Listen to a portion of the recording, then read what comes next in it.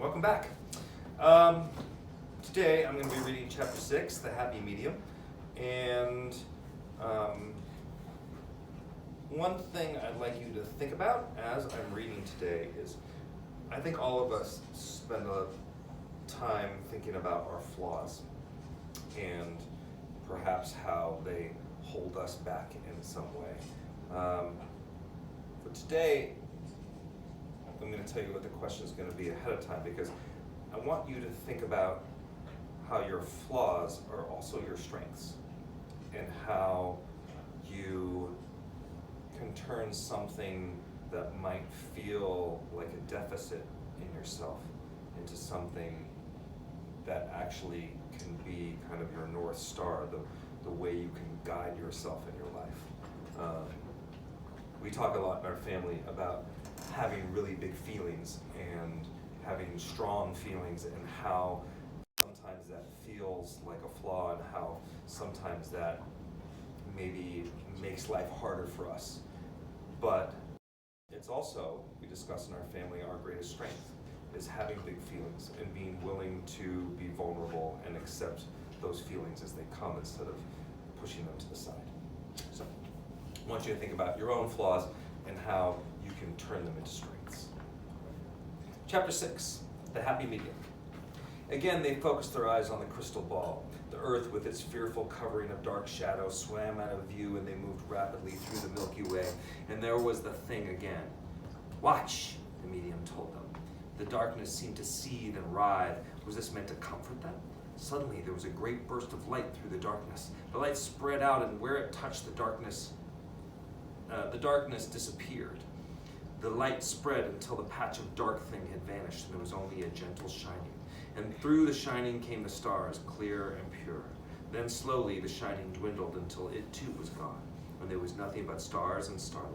No shadows, no fear, only the stars and its clear darkness of space, quite different from the fearful darkness of the thing.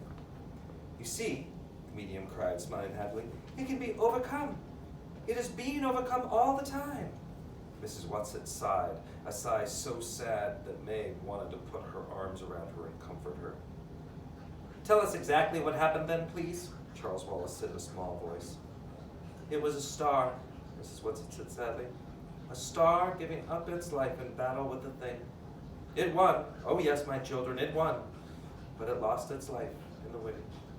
Mrs. Witch spoke again. Her voice sounded tired, and they knew that speaking was a tremendous effort for her. "It was not so long ago for you, was it?" she said gently. Mrs. Whatsit shook her head. Charles Wallace went up to Mrs. Whatsit. "I see. Now I understand. You were a star once, weren't you?" Mrs. Whatsit covered her face with her hands as though she were embarrassed, and nodded. "And you did what that star just did?"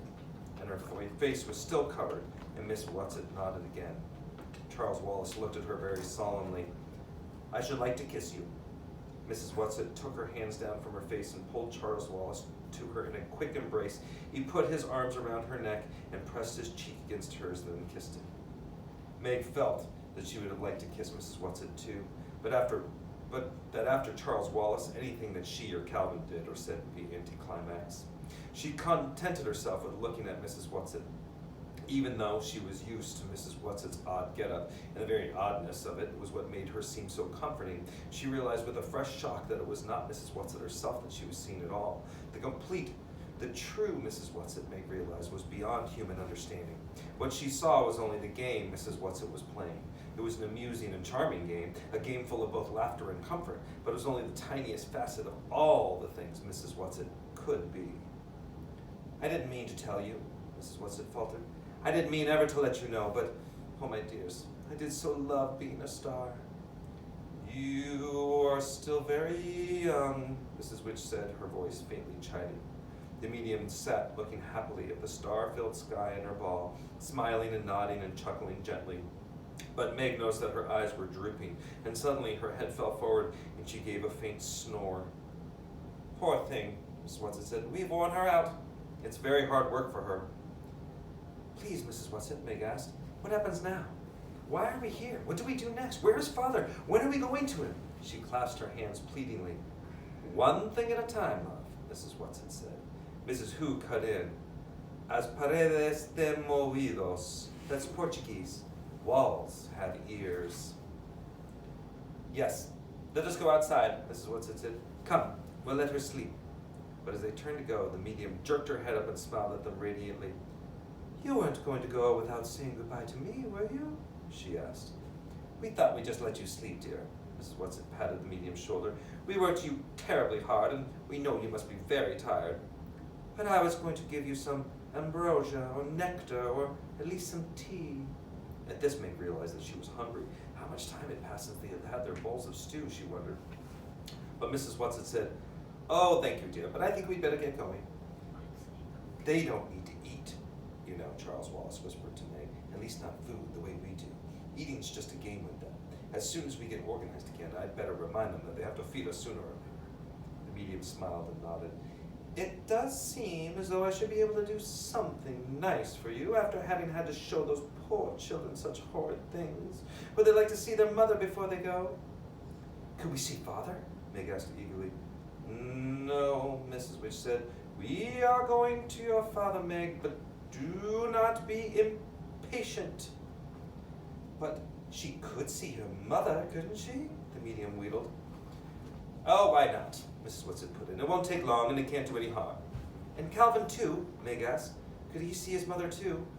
Calvin touched Meg in a quick gesture, and whether it was of thanks or apprehension, she was not sure.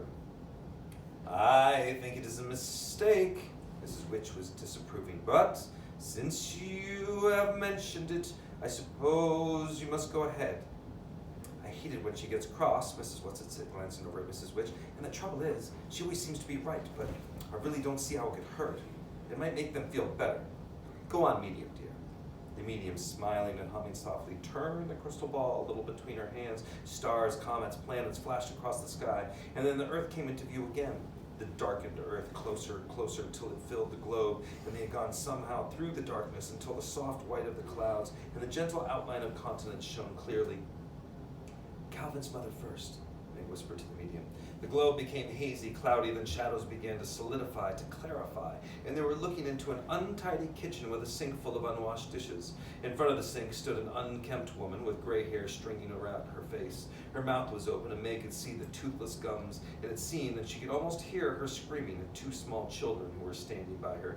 Then she grabbed a long wooden spoon from the sink and began whacking one of the children with it. Oh dear, the medium murmured, and the picture began to dissolve. I didn't really. It's all right, Calvin said in a low voice. I think I'd rather you knew. Now, instead of reaching out to Calvin for safety, Meg took his hand in hers, not saying anything in words, but trying to tell him by the presence of her fingers what she felt. If anyone told her that only the day before that she, Meg, the snaggle-toothed, the myopic, the clumsy, would be taking a boy's hand to offer him comfort and strength, particularly a popular and important boy like Calvin, the idea would have been beyond her comprehension. But now it seemed as natural to want to help and to protect Calvin as it did Charles Wallace. The shadows were swirling in the crystal again, and as they cleared, Meg began to recognize her mother's lab at home. Mrs. Murray was sitting perched on her high stool, writing away at a sheet of paper on a clipboard on her lap. She's writing Father, Meg thought, the way she always does, every night. The tears that she could never learn to control swam to her eyes as she watched. Mrs. Murray looked up from her letter, almost as though she were looking toward the children, and then her head drooped and she put it down on the paper and sat there huddled up, letting herself relax into an unhappiness that she never allowed her children to see. And now the desire for tears left Meg. The hot protective anger she had felt for Calvin when she looked into his home, she now felt toward her mother. Let's go, she said harshly. Let's do something. She's always all right, Mrs. Watson murmured, looking toward Mrs. Witch. Sometimes I just wish she'd say I told you so and have done with it. I only meant to help, the medium wailed. Oh, medium dear, don't feel badly, Mrs. Watson said. Look at something cheerful, do. I can't bear to have you distressed. It's all right, Meg assured the medium earnestly. Truly it is, Mrs. Medium, and we thank you very much. Are you sure? The medium asked, brightening. Of course. It really helped ever so much because it made me mad. And when I'm mad, I don't have room to be scared. Well, kiss me goodbye for good luck then, the medium said. Meg went over to her and gave her a quick kiss, and so did Charles Wallace. The medium looked smilingly at Calvin and winked. I want the young man to kiss me too. I always did love red hair, and it'll give you good luck, laddie me love. Calvin bent down, blushing, and awkwardly kissed her cheek. The medium tweaked his nose. You've got a lot to learn, my boy, she said. Now, goodbye, medium dear, and many thanks, Mrs. Watson said. I dare say we'll see you in an eon or two. Where are you going, in case I want to tune in? The medium asked. Camazotz, Mrs. Watson told her. Where? What was Camazotz? Meg did not understand the sound of the word or the way in which Mrs. Watson pronounced it. But please don't distress yourself on our behalf. We know you don't like looking in on the dark planets, and it's very upsetting to us when you aren't happy. But I must know what happens to the children, the medium said. It's my worst trouble getting fond. If I didn't get fond, I could be happy all the time. Oh well, ho hum, I managed to keep pretty jolly, and a little snooze will do wonders for me right now. Goodbye, everybody. And her words got lost in the gentle bzzz of a snore. Come, Mrs. Witch ordered, and they followed her out of the darkness of the cave into the impersonal grayness of the medium's planet. Now, children, you must not be frightened at what is going to happen, Mrs. Witch warned. Stay angry, little Meg, Mrs. Watson whispered. You will need all your anger now. Without warning, Meg was swept into nothingness again. This time, the nothingness was interrupted by a feeling of clammy coldness such as she had never felt before. The coldness deepened and swirled all around her and through her, and was filled with a new and strange kind of darkness that was a completely tangible thing, a thing that wanted to eat and digest her like some enormous, malignant beast of prey. And then the darkness was gone. Had it been the shadow, the black thing? Had they had to travel through it to get to her father? There was by now a familiar tingling in her hands and feet, and the push-through hardness, and she was on her feet, breathing but unharmed, standing beside Calvin and Charles Wallace. Is this Camazotz? Charles Wallace asked as Mrs. Watson materialed in front of him. Yes, she answered. Now, let us stand and get our breath and look around. They were standing on a hill, and Meg looked about her. She felt that it could easily be a hill on earth. There were the familiar trees she knew as well, so well at home, birches, pines, maples. And though it was warmer than it had been where they so precipitously left the apple orchard, there was a faintly autumnal touch in the air. Near them were several small trees with reddened leaves, very like sumac, and a big patch of goldenrod-like flowers. And as she looked down the hill, she could see the smokestacks of a town. And it might have been one of any number of familiar towns. There seemed to be nothing strange or different or frightening in the landscape. But Mrs. Watson came to her and put an arm around her comfortingly. I can't stay with you here, you know, love, she said. You three children will be here on your own. We will be near you. We will be watching you. But you will not be able to see us or ask us for help. We will not be able to come to you. But is Father here? Meg asked tremblingly. Yes. But where? When will we see him? She was poised for running as though she were going to sprint off immediately to wherever her father was. That I cannot tell you. You will just have to wait until the propitious moment. Charles Wallace looked steadily at Mrs. Watson. Are you afraid for us? A little. But if you weren't afraid to do what you did when you were a star, why would you be afraid for us now? Oh, but I was afraid, Mrs. Watson said gently. She looked steadily at each of the three children in turn. You will need help, she told them, but all I am allowed to give you is a little talisman. Talisman, if you're unfamiliar, is usually an object, but in this case it's not going to be, but something that gives you some kind of protection. Calvin, in this case it's not an object, it is going to be advice. Calvin, your great gift is your ability to communicate with all kinds of people. So for you, I will strengthen this gift. Meg, I give you your faults. My faults? Meg cried. Your faults. But I'm always trying to get rid of my faults. Yes, Mrs. Watson said. However, I think you'll find they'll come in very handy on Camazotz. Charles Wallace, to you, I can give only the resilience of your childhood. From somewhere, Mrs. Who's glasses glimmered, and they heard her voice. Calvin, she said, a hint. For you, a hint. Listen well. For that he was a spirit too delicate to act their earthly commands and abhorred commands, refusing their grand hests, they did confine him, by help of their most potent ministers, and in their most unmitigable rage, into a cloven pine, within which rift imprisoned he did painfully remain. Shakespeare, The Tempest.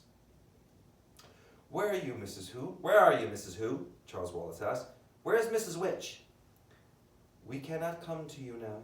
Mrs. Who's voice blew to them like the wind. Allwissend bin ich nicht, doch will is mir bewusst. Goethe, I do not know everything, still many things I understand. That is for you, Charles. Remember that you do not know everything. Then the voice was directed to Meg. To you I leave my glasses, little blind as a bat, but do not use them except as a last resort. Save them for the final moment of peril. As she spoke, there was another shimmer of spectacles, and then it was gone, and the voice faded out with it. The spectacles were now in Meg's hand. She put them carefully into the breast pocket of her jacket, and the knowledge that we were there made her somehow a little less afraid. To all three of you I give my command, Mrs. Witch said. Go down into the town. Go together.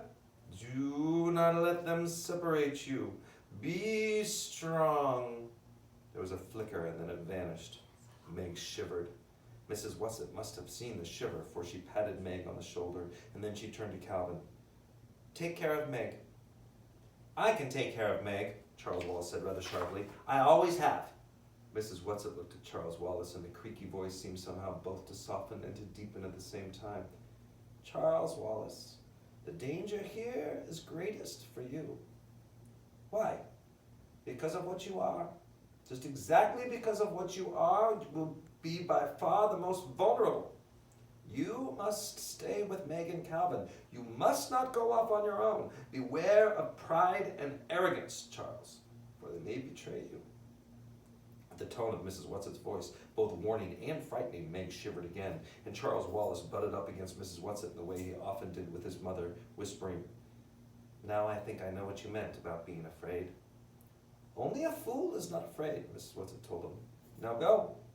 And where she had been, there was only sky and grasses and a small rock. Come on, Meg said impatiently. Come on, let's go. She was completely unaware that her voice was trembling like an aspen leaf. She took Charles Wallace and Calvin each by the hand and started down the hill. Below them, the town was laid out in harsh, angular patterns. The houses in the outskirts were all exactly alike, small square boxes painted gray. Each had a small rectangular plot of lawn in front, with a straight line of dull-looking flowers edging the path to the door. Meg had a feeling that if she could count the flowers, there would be exactly the same number for each house. In front of all the houses, children were playing. Some were skipping ropes, some were bouncing balls. Meg felt vaguely that something was wrong with their play. It seemed exactly like children playing around any housing development at home, and yet there was something different about it. She looked at Calvin and saw that he too was puzzled. Look, Charles Wallace said suddenly, they're skipping and bouncing in rhythm. Everyone's doing it at exactly the same moment. This was so. As the skipping rope hit the pavement, so did the ball. As the rope curved over the head of the jumping child, the child with the ball caught the ball. Down came the ropes, down came the balls, over and over again, up and down, all in rhythm, all identical, like the houses, like the paths, like the flowers.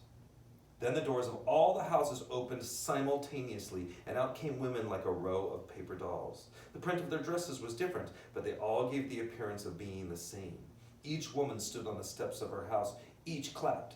Each child with the ball caught the ball. Each child with the skipping rope folded the rope. Each child turned and walked into the house. The doors clicked shut behind them.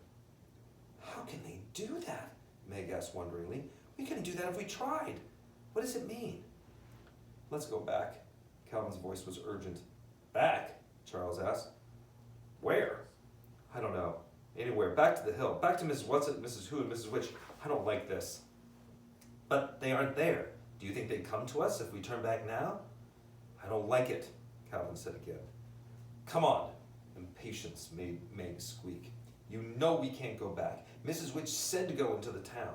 She started on down the street and the two boys followed her. The houses, all identical, continued as far as the eye could reach. Then all at once they saw the same thing and stopped to watch. In front of one of the houses stood a little boy with a ball, and he was bouncing it.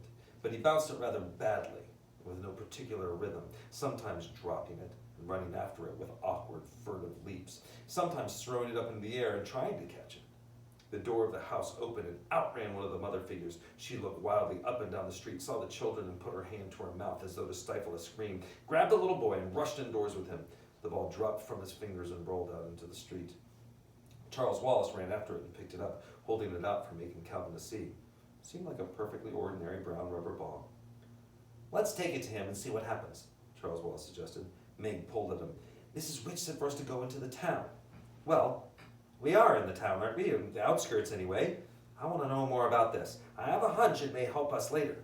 You go on if you don't want to come with me."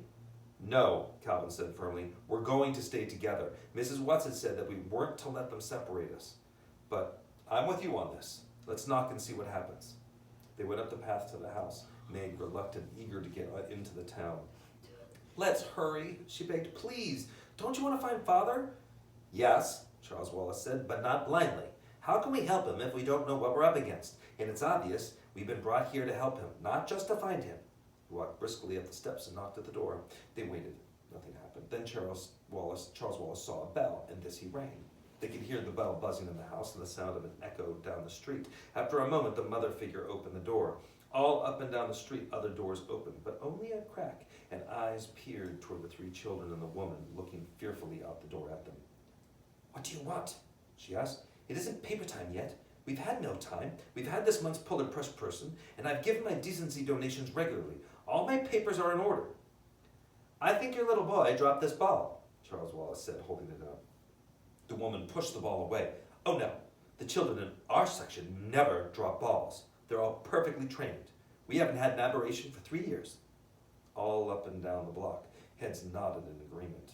Charles Wallace moved closer to the woman and looked past her into the house. Behind her in the shadows, he could see the little boy, who must have been about his own age. "You can't come in," the woman said. "You haven't shown me any papers.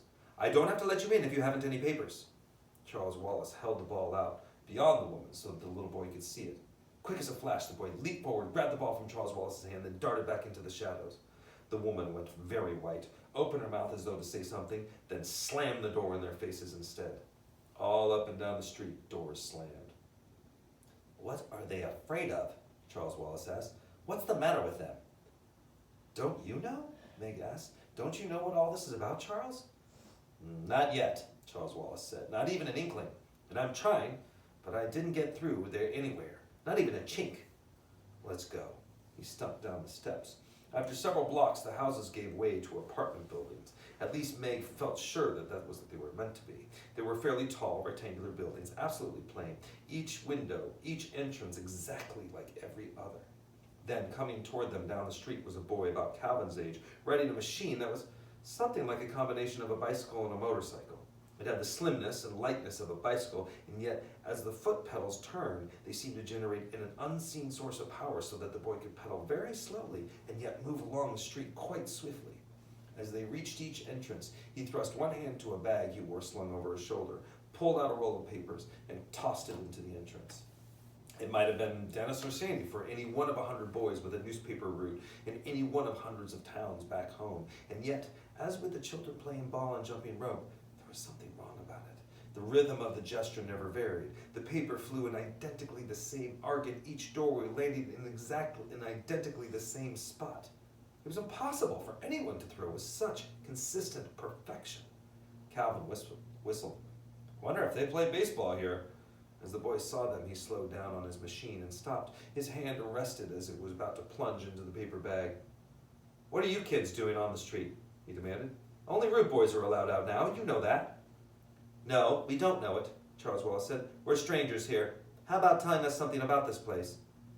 "You mean you've had your entrance papers processed and everything?" the boy asked. "You must have if you're here," he answered himself. "What are you doing here if you don't know about us?" "You tell me," Charles Wallace said. "Are you examiners?" the boy asked a little anxiously. "Everybody knows our city has the best central intelligence center on the planet. Our production levels are the highest. Our factories are never closed. Our machines never stop rolling. Added to this, we have 5 poets, 1 musician, 3 artists, and 6 sculptors, all perfectly channeled." "What are you quoting from?" Charles Wallace asked.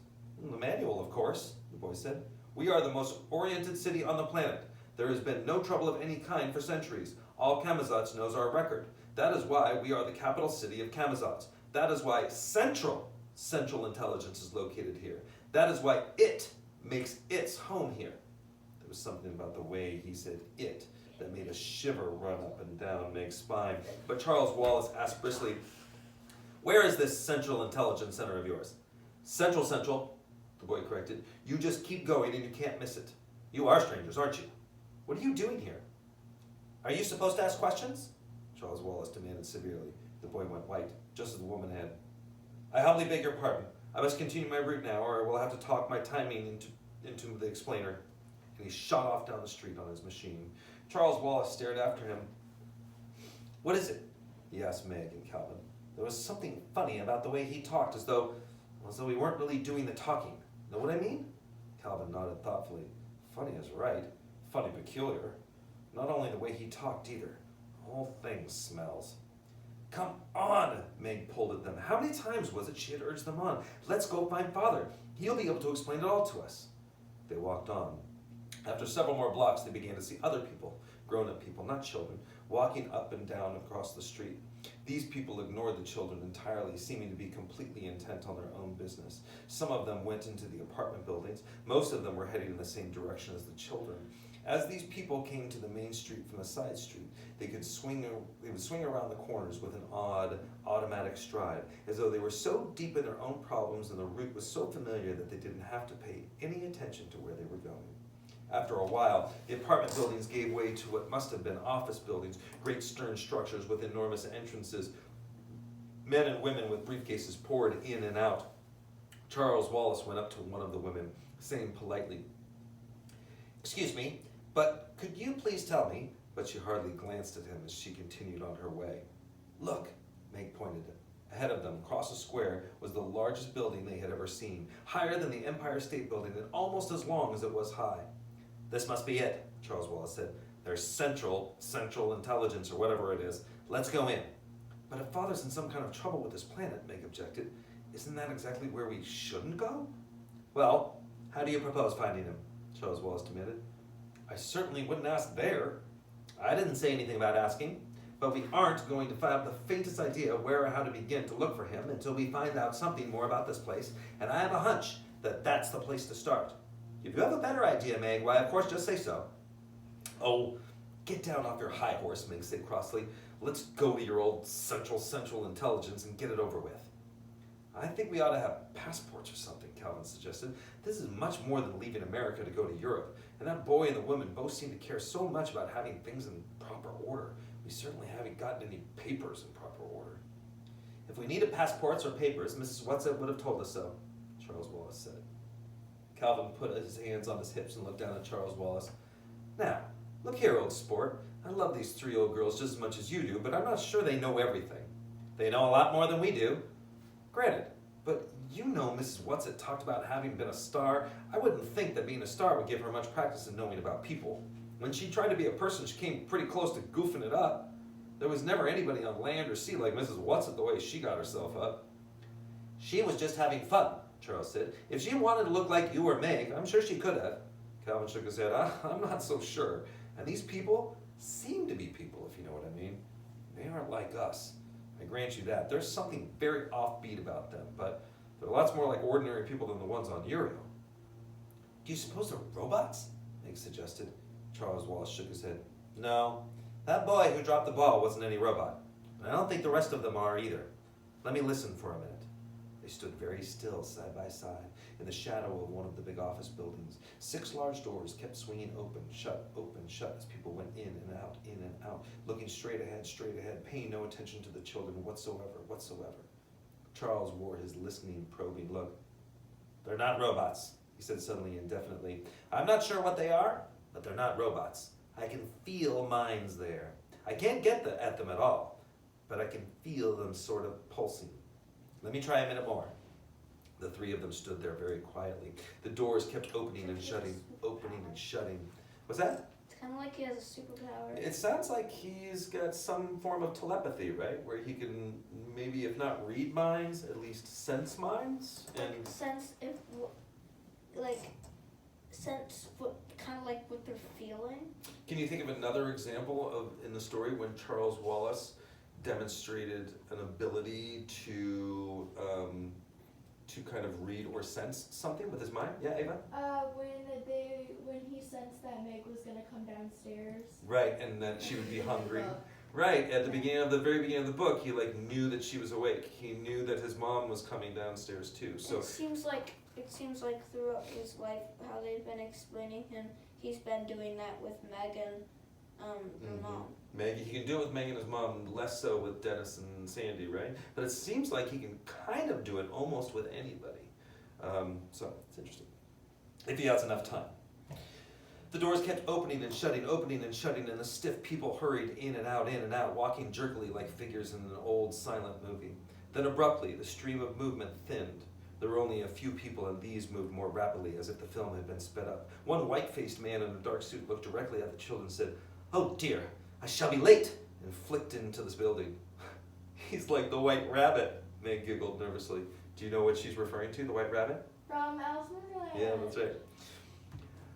"I'm scared," Charles said. "I can't reach them at all. I'm completely shut out." "We have to find Father," Meg started again. "Meg," Charles Wallace's eyes were wide and frightened. "I'm not sure I'll even know Father. It's been so long and I was only a baby." Meg's reassurance came quickly. "You'll know him, of course you'll know him. The way you know me, even without looking, because I'm always there for you and you can always reach him." "Yes," Charles punched one small fist into an open palm with a gesture of great decision. "Let's go to Central Intelligence."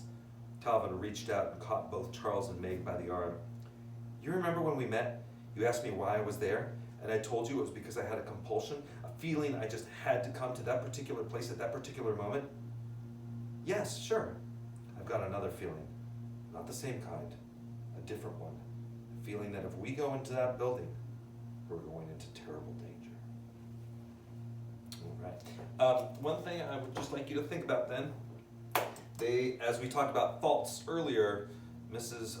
Watson said, "I give you the gift of your faults, and they're going to turn into strengths." And you two don't answer because I want to hear from the students. You guys can answer after we shut it off. But what are these faults that Meg has that she is now turning into strengths? Thank you, Ava. All right, see you tomorrow. Adios.